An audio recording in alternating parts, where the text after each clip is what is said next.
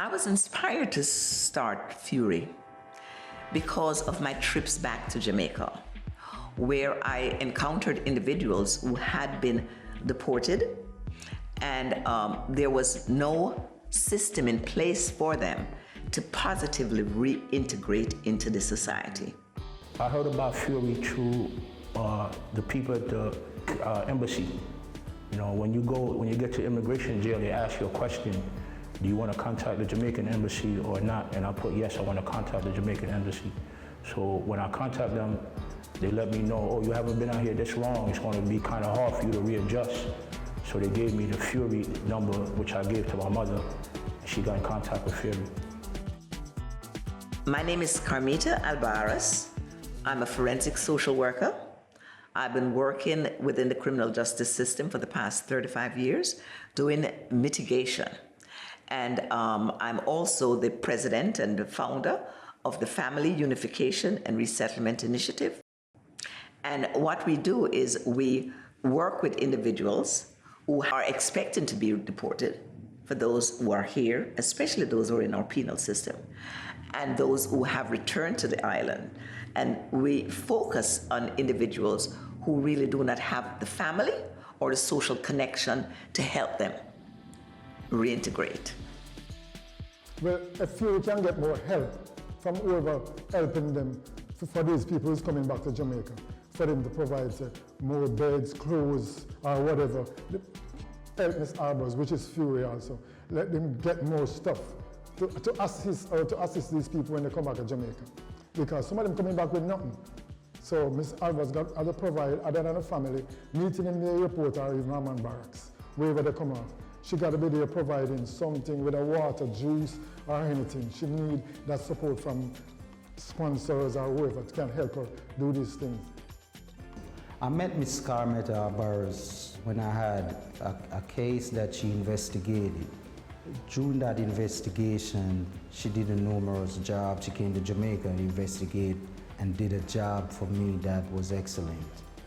When I came and I made contact with FURI representative, Miss Brown, I came with a disability. I walk with a stick on my back, and with the FURI program, Ms. Brown said there are things available in this program for my benefit. So I stick with it. It begins really here in the US, because we feel positive reintegration cannot begin when you land. It has to start from here. And so what we do is we provide information to individuals who are, going to be deported, especially those who are incarcerated, and, so that they can find ways in which they can prepare themselves, because those are the ones who have the most challenge, those who are incarcerated. Of course, another thing that we do also is, because we have got a location here, family members can reach out to us and say, hey, listen, I've got this person going down. How can you assist? And a lot of times what happens is someone may, reach out to Ms. Brown to get something in place. So when the individual does arrive on the island, there is something there already for them. One of the most helpful tools for reintegration is support, and having family support or community support could make one's transition so much easier, and that's difficult because some people don't have that support. But if we could get more buy-in, and if we get more people to understand that these are individuals who, as the saying says, we're more than our worst act. We're really about second chances. So if individuals in the community were able to provide emotional support, employment, housing, that's all the stuff that we need. And there's a great payoff.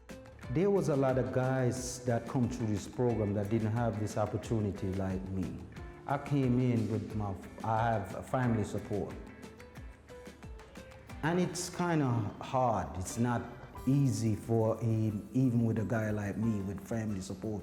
So I could imagine guys that didn't have the FURI program or any support behind them.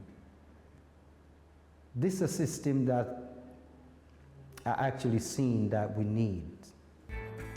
And so, you know, we start from here to let individuals know how they can prepare. And then when they go down, we have got our, you know, our location in Jamaica, and we have the director of the location, you know, of the services in Jamaica. Her name is Mrs. Marlene Brown, and she is the one who actually is doing the work on the ground with the individuals who come back. The mission can be supported through understanding that individuals who have returned can make a contribution. I left Jamaica at a tender age at 6 years old with my father. My father went up to America and he actually called back for the family. So we all went to America to meet with my father. My father established himself in America as a citizen, and at the time I was 6 years old.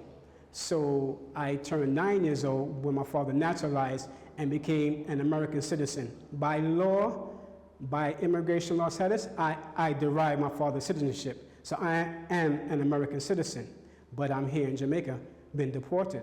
My journey in America has been, it was very good.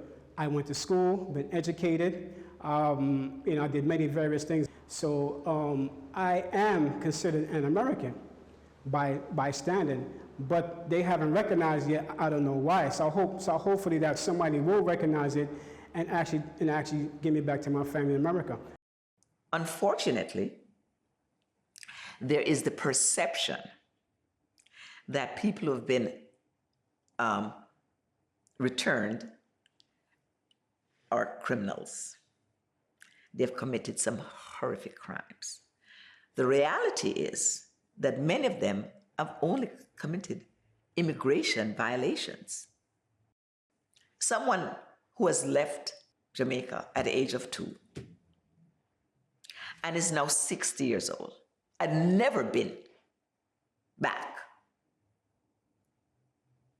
The challenges are enormous because there really isn't, you know, a system in place. Through my journey, I encountered FURI, and FURI is a program that helps resettle individuals back home in Jamaican society to resettle themselves back, to have a sort of sense of belonging, and to try to help them cope with the reality of being back home after living abroad in America for 20, 30, even 40 years for some persons. One of the biggest challenges is the grief from being separated from everything that you know. In my legal profession, many of the attorneys who I work with see the value of what what I've been doing, and so I'm getting support, from that. And some family members, would say, okay, we will support this, we will provide this for you. Coming back home to no one, to no family, to not even a cousin or a nephew or a niece or uncle or aunt is devastating for anybody that does not have their senses together. And so the thing that we would really like is sort of a re-education of the general population in terms of, understanding that individuals come down and what they want is an opportunity. What they want is a second chance. Well, it all begins with prayer. It all begins with the creator of the heavens and earth. You have to pray, get up every morning, knowing that you are alive, and sit, think, and say, okay, God, this is what I'm going to do today with my life. I'm going to try to move forward, because if you move backwards, you will never make it. You have to think ahead and try to try to be the person that you always want to be. What we'd like to see and shift is some more government support. What we can do in terms of on a governmental level is understand that sending people back with absolutely no resources, especially those who have paid into the system, that is such an injustice, but it does not help the US and it doesn't help Jamaica.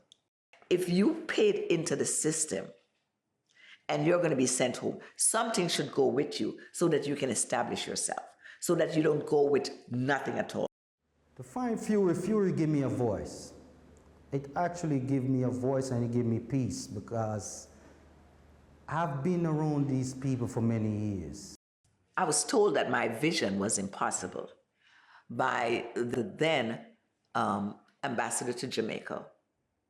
I dared myself that it would not be an impossibility and that I would see to it. FURI's success lies in the fact that we have been able to survive for 22 years. But we need to expand, making people feel valued, making people feel safe, making people feel as though they matter, giving hope. That's what FURI is about, giving hope.